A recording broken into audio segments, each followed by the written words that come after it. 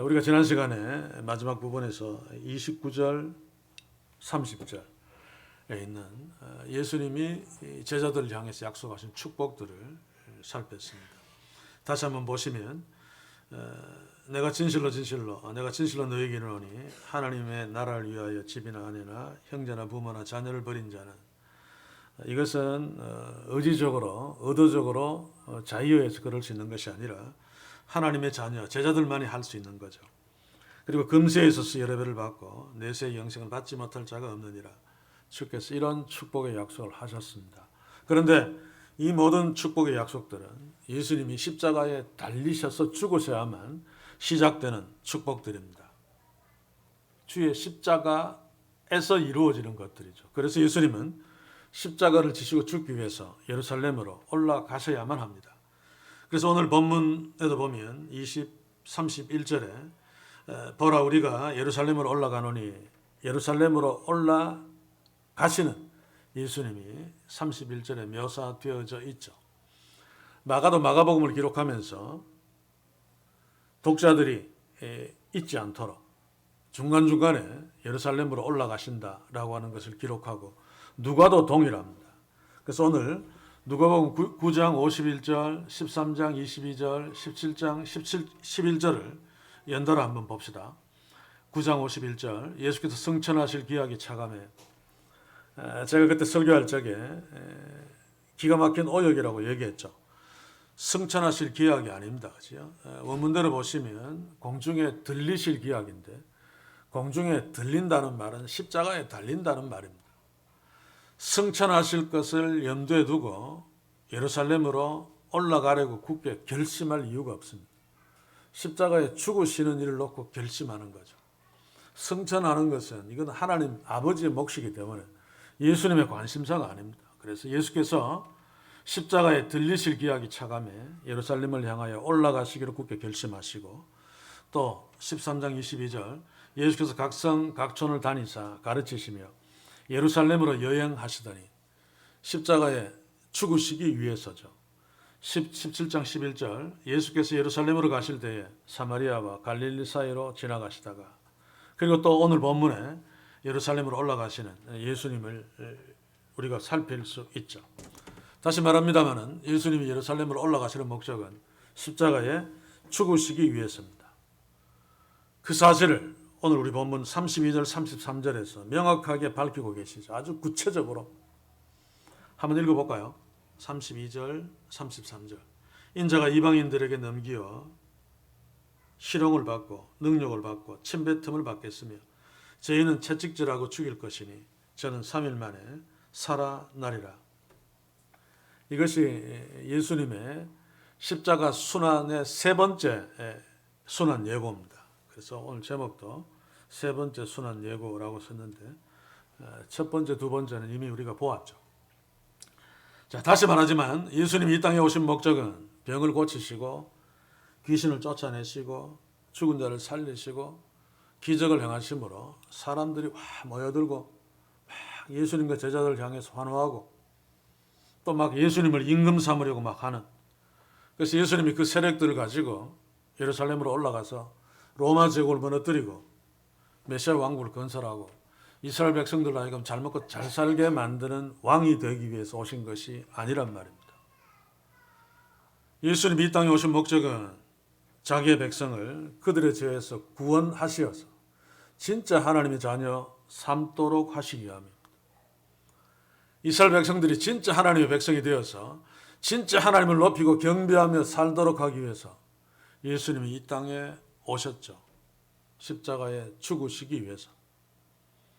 그래서 예수님이 십자가에 죽으심으로 우리가 지난 시간에 보았던 그 30절의 축복도 이루어지며 이 약속이 이루어지는 일환으로 사도들에 의해서 지상교회도 세워지고 그 교회를 통해서 많은 어머니와 아내 같은 지체들 또 형제자매 같은 지체들을 얻고 그 안에서 복되게 하나님의 통치를 받으며 살게 되며 더 나아가서 십자가의 증인 사역들을 감당하는 그런 일들을 위해서 예수님이 십자가에 죽으시는 것입니다. 그래서 성령의 오심 성령이 오심으로 사도들에 의해서 교회가 세워지죠. 이 모든 것들도 십자가의 연장선상에 있습니다. 십자가에 예수님이 죽으셨기 때문에 그 다음 일들이 일어나는 거죠. 예수님이 부활하시고 승천하시고 예수님이 약속하신 대로 성령을 보내주시고 성령의 임함을 받은 사도들에 의해서 교회가 세워지고 그 교회를 통해서 계속해서 십자가가 적용되어져서 구원받는 사람들이 늘어나는, 그것이 여기까지 우리에게까지 온 것이죠. 그래서 예수님이 십자가에 죽으신 것은 결국 성령이 임함으로 시작되어진 교회로 하여금 그 십자가의 증인 노릇을 하도록 하기 위함입니다. 결국은 사도행전 1장 8절 한번 봅시다. 오직 성령이 너희에게 임하시면, 오직도 과도한 번역이죠.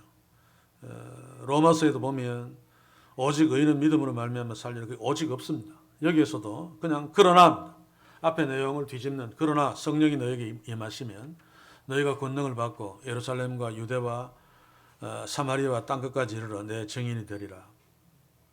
바로 이것 때문에 예수님이 십자가에 달리셨습니다. 여기서도 오해하지 맙시다. 한국교회에서 성령이 임하시면 권능을 받고 성령 충만, 권능 충만, 샥 나아라, 이게 아닙니다. 그죠? 권능을 받고, 그 권능이 뭡니까? 땅끝까지 이르러 내 증인이 되는 권능입니다. 어떤 핍박, 어떤 상황, 어떤 세상의 강력함 앞에서도 증인 노릇하는 능력. 요한계시록에 보시면 적그리스도에서 죽습니다. 죽는 것도 능력이 없으면 못 죽죠.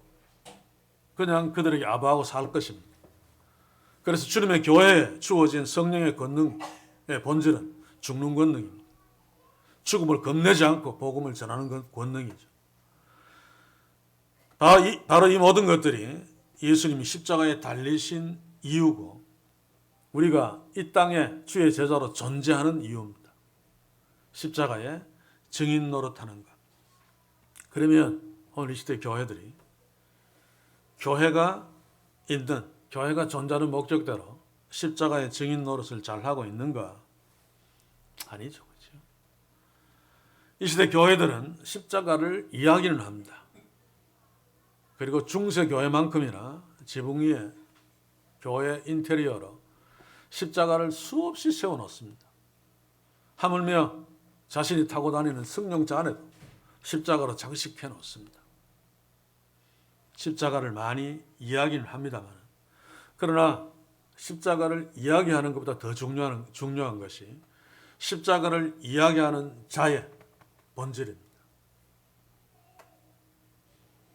사단도 십자가를 이야기할 수 있고 이만희도 십자가를 이야기합니다.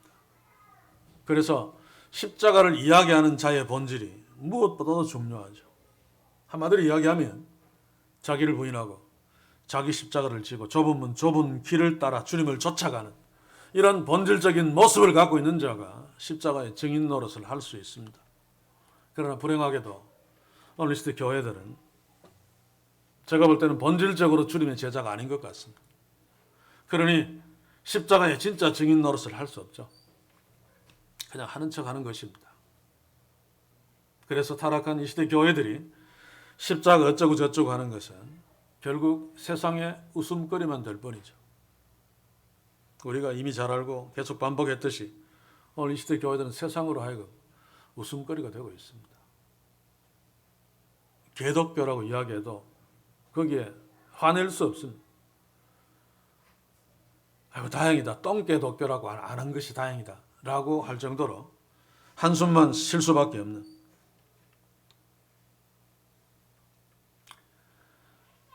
십자가의 증인 노릇을 하고 있다고 하는 오늘 이 시대 타락한 교회들의 형국을 아마 이렇게 설명하면 실감이 나실지 모르겠습니다. 가난한 자들, 저 서울역에 막 노숙인들 굉장히 많은데 노숙인들을 위해서 그들의 대변이 되고 그들을 구원하겠다라고 하는 어떤 자가 있었습니다. 노숙자들을 모아놓고 그 앞에서 뭔가 연설을 하기 위해서 쫙 왔는데, 승용차를 쫙 타고 왔는데 수십억 하는 람보르기니를 타고 쫙 와서 탁 내려서 단상에 올라갔는데 양복, 시계, 안경, 구두 모든 것이 1, 200만 원짜리 하는 정도가 아니라 수천만 원짜리 하는, 수억짜리 하는 그런 명품으로 도배질을 했습니다. 그리고 올라와서 마이크를 들고 나는 가난한 자들, 당신 같은 노숙자들의 마음을 안다. 너희들을 위해서 내가 생명을 내어놓겠다. 이따위 소리를 한다고 하면 그게 어울립니까? 그자가 정말로 그런 모습으로 노숙자들, 가난한 자들 위해서 무언가를 할 수 있을까요? 그들의 대변자, 그들 위해서 뭔가를 희생할 수 있겠습니까? 기껏해야 기회가 되면 이용해 먹기는 하겠죠. 이런 모습이 십자가 증인 노릇을 하고 있다고 하는, 그래서 전도주도 막 열심히 돌리고 있는 오늘 시대 타락한 교회의 모습이 아닌가 생각합니다. 이런 교회의 모습으로 십자가의 증인 노릇 할 수 없습니다. 다시 31절로 돌아갑니다.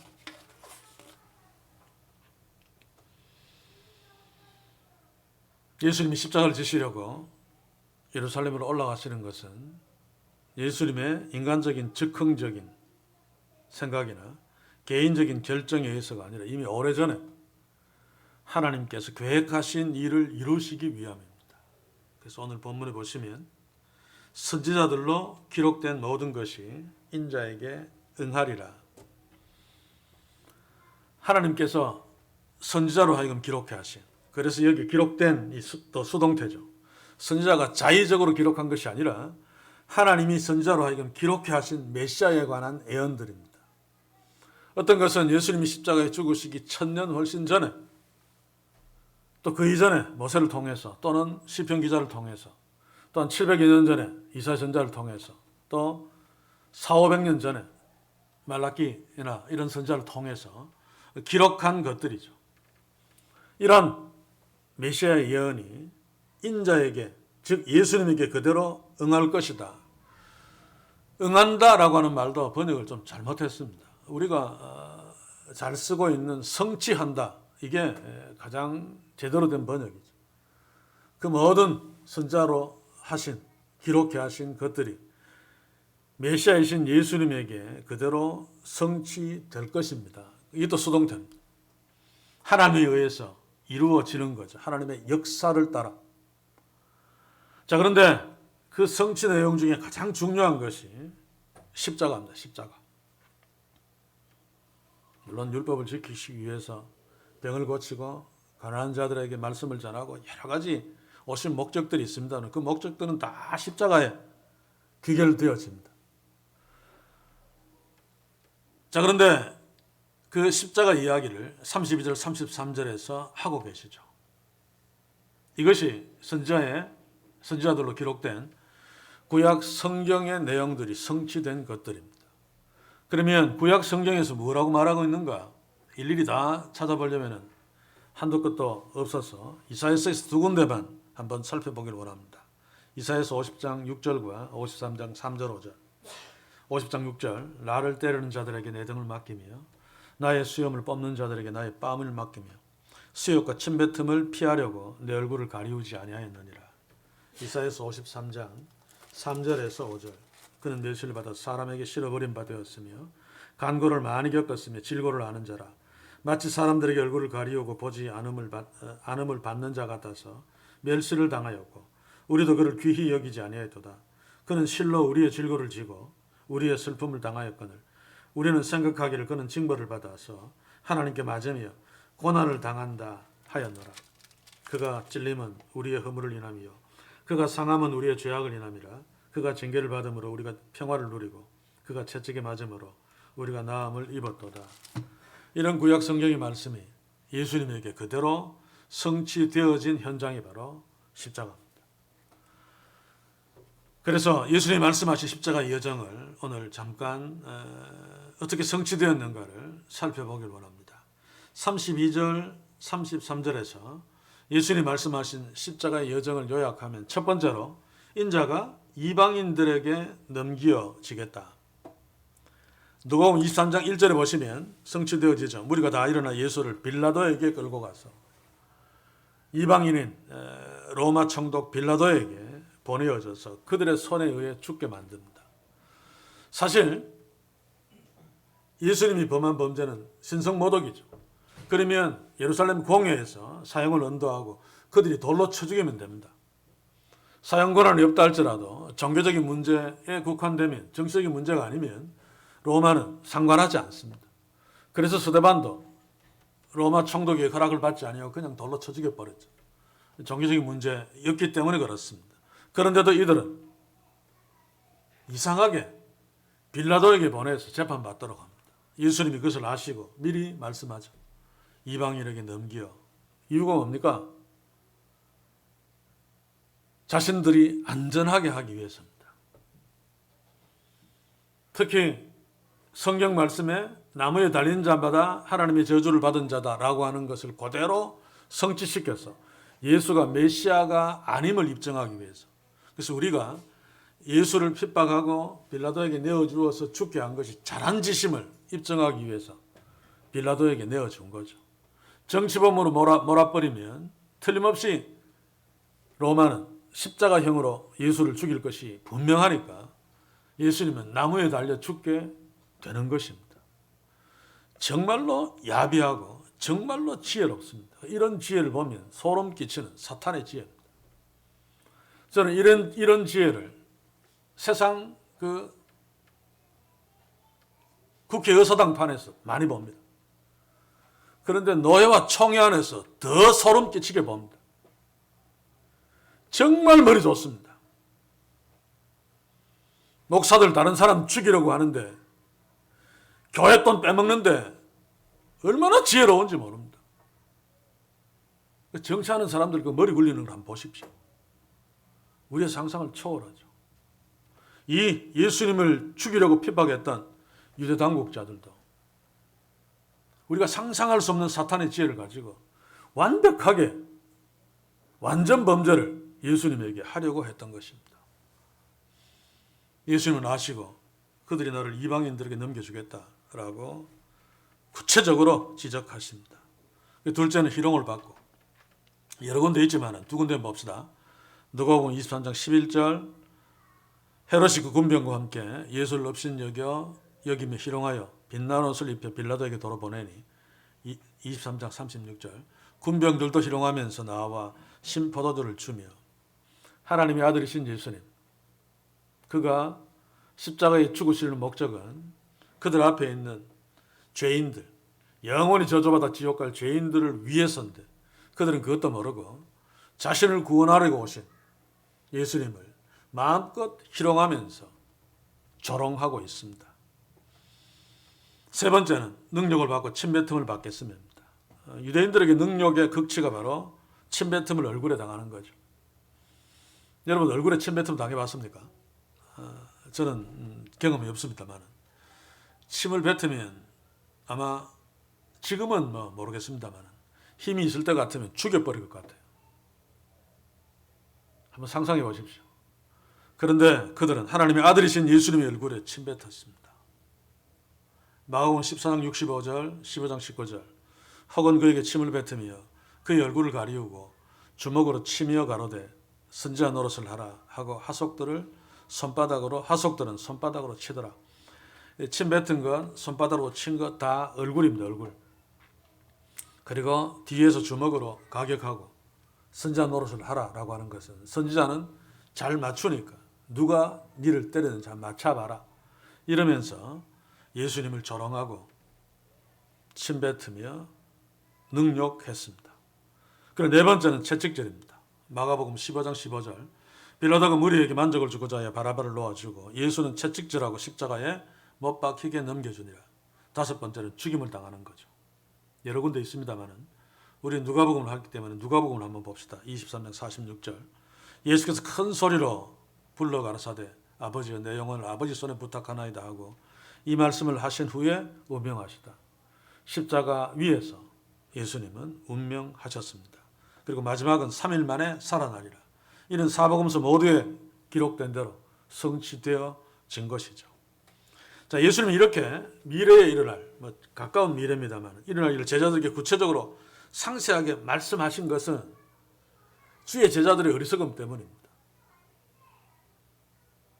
구체적으로 상세하게 하신 말씀이 예수님이 이 일을 당할 때 그대로 이루어지죠. 그러면 주의 제자들은 예수님이 말씀하신 대로 이루어지니까 그 말씀하신 대로의 끝이 뭡니까? 살아나는 거예요. 그래서 십자가가 실패가 아니라 예수님이 의도하신 것이다 라고 하는 것을 깨닫고 십자가에서 도망가지 않도록 하기 위함입니다. 물론 예수님은 이들이 십자가에 도망가실 것을 아셨습니다.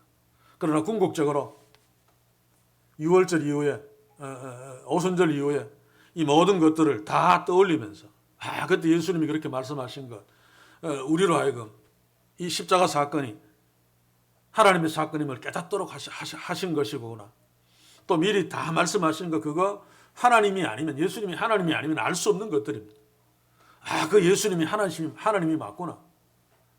그리고 알면서도 십자가를 피하지 아니하고 십자가를 향해서 뚜벅뚜벅 걸어가셨죠. 예수님이 죽으심으로 우리를 구원하시려고 십자가에 의도적으로 가셨구나. 이런 사실들을 깨닫도록 하기 위해서 일부러 구체적으로 말씀해 주시는 것입니다. 이방인에게 넘길 거다. 희롱을 당할 거다. 능력을 받고 침뱉음을 받을 거다. 그리고 채찍질을 당할 거다. 죽임을 당할 거다. 3일 만에 다시 살아날 거다. 라고 말씀하신 이유가 바로 그것입니다. 그렇기 때문에 예수님은 31절, 33절 중에 이런 이유 때문에 31절에서 33절 말씀 중에 가장 중요한 단어 하나를 고르라면 신학교에 성경 퀴즈 같은 거 내면 되겠습니다만 무슨 단어겠습니까? 31절에서 33절 사이에 힌트를 주면 능력을 받고 침뱉음을 당하고 채찍질 받고 죽는 거 이거 그냥 단순한 인간이 죽을 수도 있습니다. 그러면 아무것도 아닙니다. 인간이 죽어야 됩니다만 거기에 한 걸음 더 나아가서 하나님이 죽어야 되죠. 그래서 여기서 가장 중요한 단어는 인자입니다. 인자. 인자에게 응하리라. 인자가 이방인들에게 넘기어 희롱을 받고 예수님이 자신을 지칭할 때 인자라는 말을 썼죠. 이것은 예수님의 독특한 칭호입니다. 인자는 한문입니다. 한문 그죠? 사람 인자, 넘자자. 그래서 사람의 아들이라는 뜻인데 인간들은 다 사람의 아들이죠. 당시에 히브리어로 아마 대화를 했을 텐데 일반적으로 지금까지는 아람어였다라고 합니다만 제가 성경에 오역 오석에서 아니다 히브리어였다라고 반론을 펼쳤는데 최근에 어느 신학자가 논문에서 히브리어가 맞다라고 하면서 제 글을 각주에 인용한 것을 보고 제가 기분이 참 좋았었습니다만 예수님 당시에 히브리어를 사용했습니다. 그렇죠? 그렇기 때문에 마가복음에 아람어가 섞여서 번역해 놓았죠. 만약에 아람어를 썼으면 그 아람어 달리다금을 번역해 놓을 리가 없습니다. 다 아는데 무슨 그것만 번역해 놓습니까? 번역하려면 아람어로 쓴 모든 말을 다 번역해 놓아야죠. 우리처럼 일제시대 때 일본말을 하다가 해방되고 한국말을 하는데 일제시대가 너무 길었기 때문에 일제시대의 잔재 때문에 한국말 속에 일본말이 들어왔죠. 밖에서 스군포 이런 거 그거 이 시대 사람들 잘 모릅니다. 그래서 적으면서 스군포는 삽을 말한다. 그렇게 해준 거죠.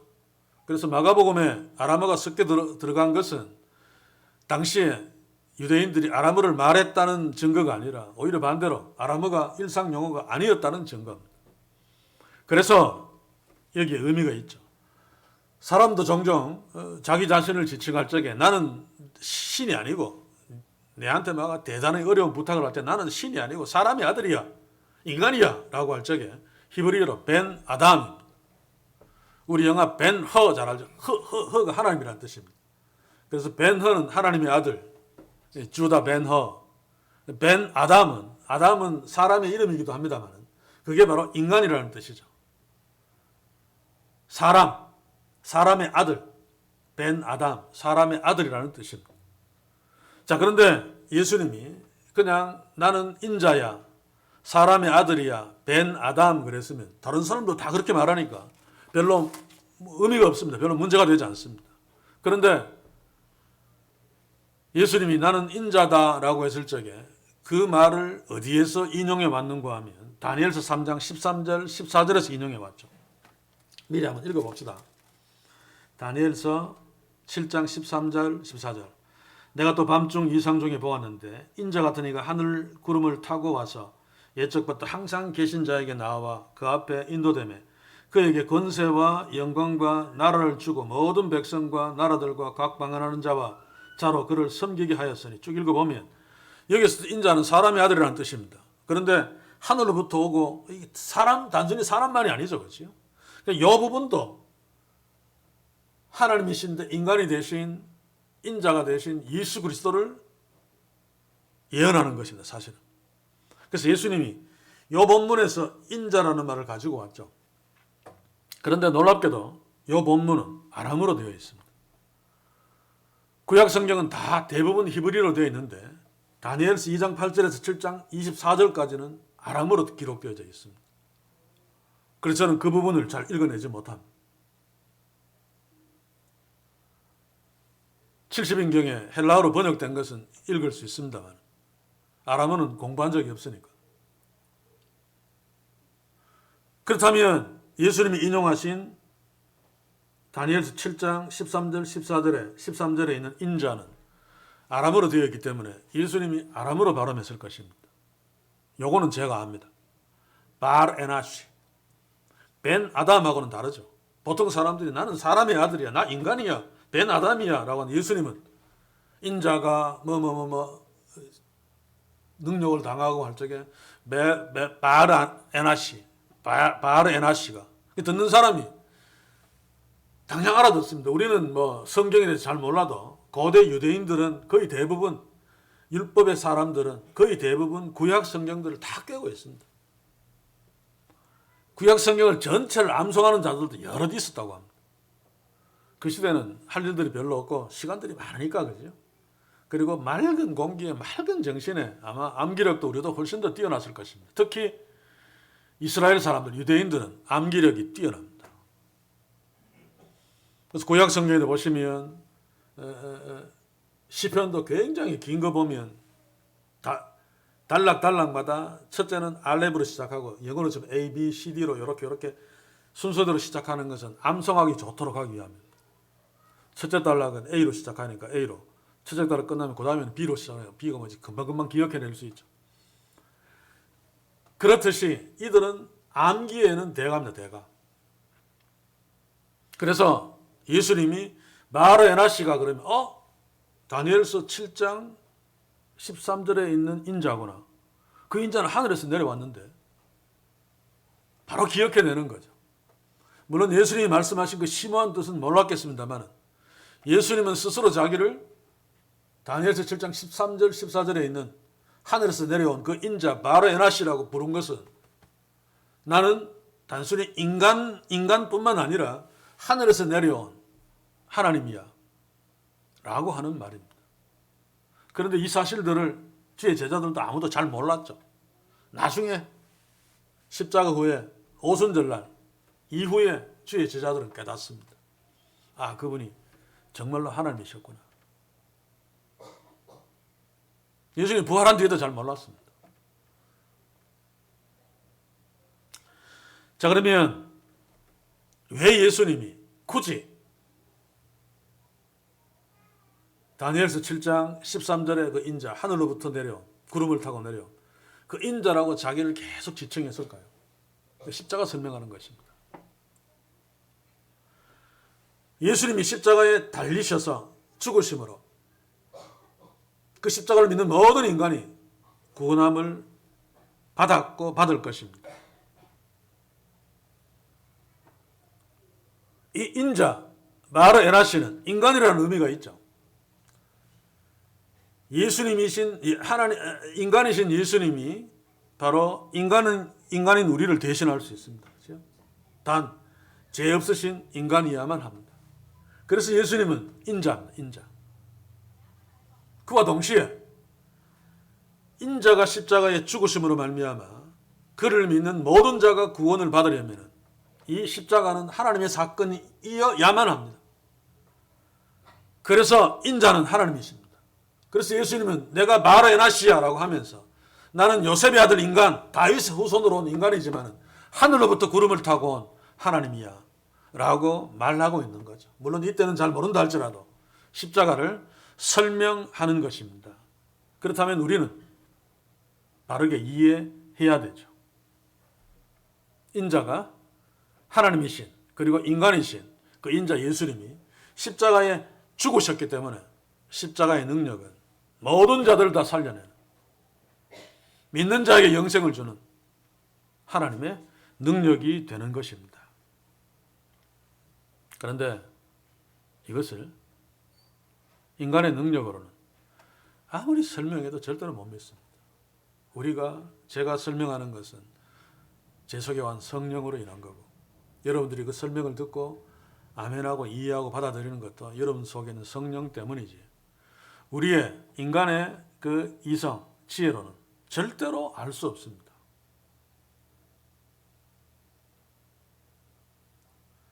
생각해 보십시오. 메시아는 구원자입니다. 그렇죠? 구원자가 왔는데 우리를 구원하려고 온 자가 어떻게 자기도 구원하지 못하고 죽지? 자기도 구원 못하고 죽어버렸는데 어떻게 우리를 구원하는 구원자가 될 수 있습니까? 이거 말이 안 되는 거죠. 메시아, 구원자라면은 대단한 능력이 있어야 됩니다. 그런데 로마 황제도 아니고 그 총독에 불과한, 로마 총독 중에서도 가장 핫바리 총독이 이스라엘, 유다에 온 총독이죠. 로마가 지배하는 나라가 굉장히 많은데 상변들에 있는 곳이 바로 이 유대 땅입니다. 그 상변들에 있는 핫바리 로마 총독에게도 꼼짝 못하고 사형 선고받고 그대로 반항도 한마디 못하고 그대로 죽는 이런 자가 어떻게 메시아가 될 수 있는가? 그렇잖아요. 구원하러 온 메시아가, 예를 들어서 내가 지금 10억 빚지고 있는데 이거 못 갚으면 죽습니다. 근데 어떤 자가 나는 재벌이다, 네 빚 다 갚아줄 수 있어, 너의 돈의 구원자야 라고 뜨고 왔는데 단돈 10원 때문에 咔 죽었다 그러면 그게 메시아일 수 없습니다. 절대로 이런 메시아를 믿어서는 안 됩니다. 인간의 이성으로는. 고린도전서 1장 22절 23절 한번 보십시오.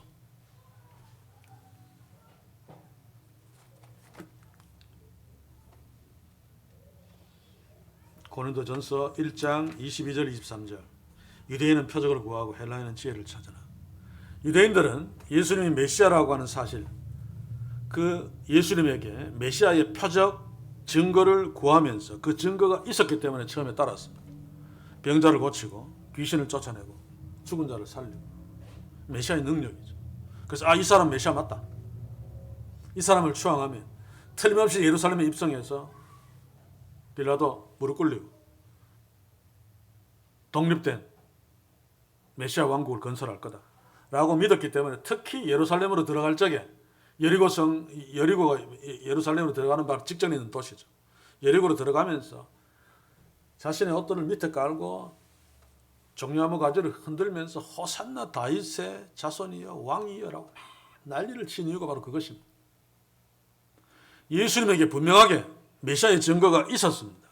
그래서 임금까지 삼으려고 했죠. 머리 5개 물고기 2마리로 수만 명 먹이고도 많이 막 남기고, 이거 아무나 할 수 있는 일이 아닙니다. 그런데 예수님이 십자가로 가는 모습을 보니까 우리가 쏘갔다. 아무것도 아니다. 찍소리 못하고 죽잖아요. 한마디도 못하고 아니라고 변명도 하지 아니하고 그냥 바보같이 가만히 있어야 될 때는, 네가 하나님의 아들이냐라고 할 때는 내가 끊어라라고 죽을지 골라서 하면서 십자가에 죽는 모습을 보면서 걸려버렸습니다. 이 거리끼는 것은 걸려 넘어지는 함정이라는 뜻이, 거침돌이라는 뜻입니다. 그래서 유대인들은 예수님이 그들에게 거침돌이 되고 말았습니다. 십자가가 그들의 거침돌입니다. 그리고 이방인들, 헬라인들을 말하죠. 그들은 철학적인 지혜로 메시아를 이해합니다. 이성적으로 논리적으로 맞아야 되죠. 그런데 너희들이 구원자라고 믿는 그 메시아, 사형수가 되어서 십자가에 매달려 죽은 그자는 결코 메시아가 될 수 없다. 논리적으로 말이 안 된다. 그런데도 너희들은 그를 메시아로 믿고 예배도 드리고 뭐 십자가 붙들고 앉아 있으니까 너희들은 어리석은 자야. 이게 당시 이방인들의 결론입니다.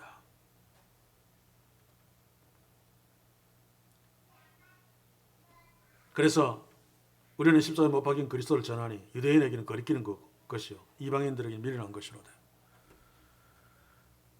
하나님의 은혜, 하나님의 긍휼이 아니면, 성령의 역사하심이 아니면 절대로 십자가를 하나님의 구원 사건으로 우리에게 영생을 준 그 놀라운 은혜로 절대로 받아들일 수 없는 것이 바로 이 십자가입니다. 그래서 33절에 보시면 우리 본문에 뭐라고 되어 있습니까? 제자들이 이것을 하나도 깨닫지 못하였으니 그 말씀이 감춰졌으므로 저희가 그 이르신 바를 알지 못하였더라. 알 수 없습니다. 이들은 예수님을 3년 동안 따라다니면서 여러 가지 기적들을 체험했죠.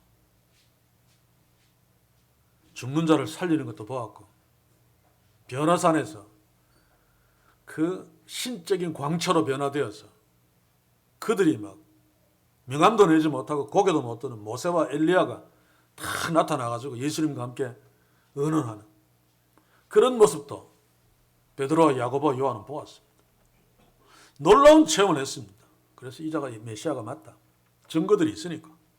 그런데 그런 증거들을 보면서도 그들이 뭐라 그랬습니까? 그 증거는 예루살렘에 가서 지상 왕국을 건설하는, 메시아 왕국을 건설하는 정치적인 메시아의 증거였습니다.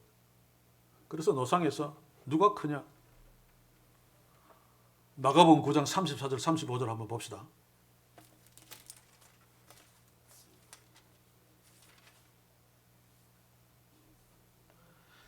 저희가 잠잠하니 이는 노중에서 서로 누가 크냐라고 정론하였습니다. 예수께서 앉아서 12제자를 불러 이르시되 아무든지 첫자가 되고자 하면 무사람의 끝이 되며 무사람을 섬기는 자가 되어야 하리라. 이들은 예수님을 통해서 예수님이 메시아 왕국을 건설하면 거기서 누가 가장 높은 자리에 앉겠느냐라고 그것 때문에 다투었습니다. 십자가 생각도 못하고 있습니다. 뭔지. 그래서 예수님이 하나님 나라의 통치 원리를 말합니다. 누구든지 첫자가 되고자 하는 자는 무사람의 끝이 되며 무사람을 섬기는 자가 되어야 하리라. 이게 지금 제자들에게 가능합니까? 아니, 제자들은 고사하고 우리에게 가능합니까? 한국교회 가능합니까? 항상 한국교회 꼴등에 가 있습니까? 낮은 자리에 있습니까? 아니잖아요. 교회끼리도 서로 높은 자리에 가려고 몸부림치고 필요하면 모함까지 하고. 우리나라에서는 그런 모습을 잘 못 봅니다만 외국의 선교사들 사이에서는 아주 노골적으로 쉽게 얘기하면 상대방을 까부수고 자기 선교지에서 자기만 선교에 성공하는 이런 일들이 비일비재합니다. 이거 맞습니까? 무사람의 끝이 되며 무사람을 섬기는 자가 되어야 하리라. 이게 바로 하나님 나라의 통치죠. 한국교회, 한국에서 파송한 대부분의 선교사들 이 반대로 써 있습니다. 이것은 하나님의 다스림을 받지 않는다는 뜻이고 십자가를 모른다는 뜻입니다. 그런데 무슨 십자가의 증인 노릇을 합니까? 다 자기 먹고 살기 위한 쇼죠, 쇼. 이거 제대로 하려면 자기를 부인하고 자기 십자가를 지고 좁은 길로 주님을 따라갈 때 가능한 일입니다. 그러면 이제 우리에게 물어야 됩니다. 우리는 어떻게 이것이 가능한가? 우리는 34절의 제자들과 다릅니다. 그렇죠? 이들은 아직 성령을 받지 못했습니다만 우리는 십자가 위에 세워진 주님의 교회를 통해서 성령의 역사로 이미 거듭난 자들입니다. 그러나 그럼에도 불구하고 혹시 34절에 주의 제자들과 같은 이것을 하나도 깨닫지 못하는 그런 상태, 그런 수준에 혹시 있지 않는가? 나의 삶, 신앙 상황들을 한번 돌아보자 그 말입니다. 굉장히 중요한 대목이죠. 만약 계속해서 34절에 있는 제자의 수준에 머물러 있다면 한국교회는 그렇습니다만 어쩌면 내가 거듭나지 못했을 수도 있다라고 하는 도전 앞에 서야 됩니다. 의심하라는 뜻이 아니라 도전 앞에 서는 것은 거듭났기 때문에 그렇습니다. 거듭났더라도 혹시 나는 거듭나지 못한 자처럼 살고 있지 않은가 한번 도전해 봐야 됩니다. 제가 이 시대 교회를 향해서 걱정하는 것이 바로 이거죠. 진짜 성령으로 거듭남 없이 이 시대 교회들이 십자가의 증인 노릇을 한답시고 까불고 있는 것처럼 보이기 때문입니다. 그렇게 단정할 수밖에 없는 것은 제가 앞에서도 언급했듯이 수십억짜리 자동차를 타고 온갖 명품으로 온몸을 휘감으면서 가난한 자들, 노숙자들 앞에서 내가 너희들을 위해서 너희들을 구원할 거야 라고 대변자 노릇을 하는 그 우스꽝스러운 모습이 오늘 시대 한국교회의 모습이죠. 늘 이야기합니다만 큰 건물은 필요하다고 손치더라도 그 안에 그 화려한 인테리어가 왜 필요합니까? 하나님을 찬양하기 위해서 악기는 필요하다 할지라도 그렇게 비싼 악기 수십억짜리 파이프 오르간은 왜 필요합니까? 많은 성가대들을 화음을 맞추기 위해서 이 지휘자는 필요하다 할지라도 1년에 연봉을 1억 이상씩 주고 지휘자를 데려올 필요가 왜 있습니까? 그것은 마치 온몸에 수십억 수백억짜리 명품으로 도배를 하고 수십억짜리 람보르기니를 타고 와서 노동자들에게 내가 너희를 위해서 열심히 한번 해보겠다 라고 하는 것과 전혀 다르지 않습니다. 그것보다 훨씬 더 심한 모습이죠. 그런데도 이 시대의 교회가 한국교회가 복받았습니까? 기가 막히게 슬픈 일입니다. 그래서 저는 이 이야기는 앞으로도 계속 할 수 있으니까 관두고 우리에게 한 가지만 적용하고 오늘 말씀을 마치길 원합니다. 앞에서 계속 이야기했듯이 십자가의 증인 노릇을 하려면 가장 먼저 시작되어져야 되는 것이 자기를 부인하고 합니다. 가정에서 교회에서 온통 일어나는 가장 심각한 문제들의 시작이 자기를 부인하고가 안 되는 데서부터 시작되어지는 거죠. 저부터라도. 그래서 오늘 우리는 가장 소규모 단위인 가정에서 부부 사이에서 남편은 아내를 향해서 자기를 부인하면서 사는 축복이 있길 바랍니다. 아내는 남편 앞에서 자기를 부인하며 사는 축복이 있길 바랍니다. 그리고 부모들은 자녀들 앞에서 자기를 부인하는 축복이 있길 바랍니다. 자녀들은 부모 앞에서 자기를 부인하는 축복이 있길 바랍니다. 그리고 우리 믿음의 지체들, 저는 여러분들 앞에서 저를 부인하고 여러분들은 서로 앞에서 자기를 부인하는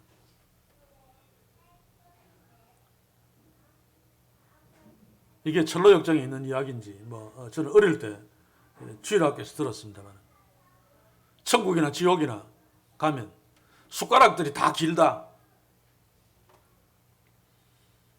지옥에서는 그 긴 숟가락으로 퍼서 자기를 먹으려고 못 먹고 다 흘리면서 막 인상을 쓰고 천국에는 그 긴 숟가락으로 밥을 퍼서 서로 이렇게 먹여주면서 막 웃으면서 산다. 상당히 인상 깊게 들어서 계속 기억하고 있었고 제 책을 쓸 때도 그걸 인용한 적이 있습니다만 이게 자기를 부인하고 옵니다. 내 숟가락이지만 내가 떠서 내가 먹는 게 아니라 나를 부인하고 보면 다른 사람이 보이죠. 가장 낮은 자리에서 섬긴다는 것은 혼자서 그렇게 하지 않습니다. 서로 낮은 자가 되어서 서로 섬기기 때문에 섬기고 섬김을 받는 거죠. 노예로 살면서 왕으로 사는 것입니다. 이게 교회의 신비입니다.